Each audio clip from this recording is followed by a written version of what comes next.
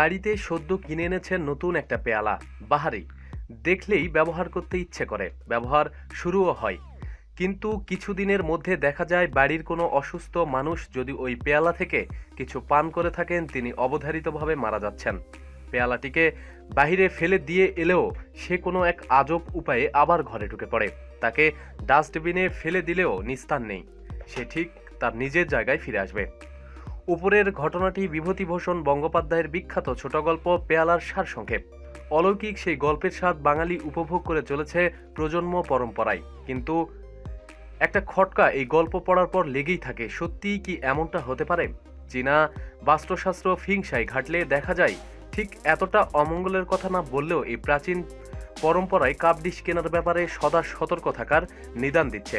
ফিংশাই মতে cup dish কিসের তৈরি সেটার ওপর নির্ভর করে অনেক কিছুই, যেমন রূপোর কাপ প্লেট স্বাস্থ্যের পক্ষে ভালো। অসুস্থ ব্যক্তিকে রূপোর পেয়ালায় পথ্য খেতে দেওয়ার নির্দেশ দিচ্ছে ফেংশুই। সদ্য বিবাহিতাদের নতুন জীবনে কাঠের বাসন শুভকারী, এতে চিহ বা জীবনের শক্তি বৃদ্ধি পায়। স্বচ্ছ সবুজ কাচের কাপে পান করার অভ্যাস বজায় রাখলে অন্তর্দৃষ্টি বৃদ্ধি পায় বলে জানায় প্রাচীন চীনা শাস্ত্র। পাতলা ধারযুক্ত কাপ বা গ্লাস ব্যবহার করতে মানা করে ফেংশুই। লতাপাতার ডিজাইনওয়ালা পাত্রের ক্ষেত্রেও একই নিষেধাজ্ঞা জারি রয়েছে। ভাঙা পেয়ালা সর্বদা বর্জনীয়। পেয়ালা প্রিচে যদি কোনো দাগ সহজে না ওঠে, তাকেও বর্জন করা শ্রেয়। সর্বোপরি বাড়িতে যেখানে কাপ ডিশ রাখা হয় সেখানে যেন দিনের কোনো সময়ে সূর্যের আলো প্রবেশ করে। প্রতিদিন সব খবরাখবরের জন্য সাথেই থাকুন এবং সাবস্ক্রাইব করুন। ধন্যবাদ।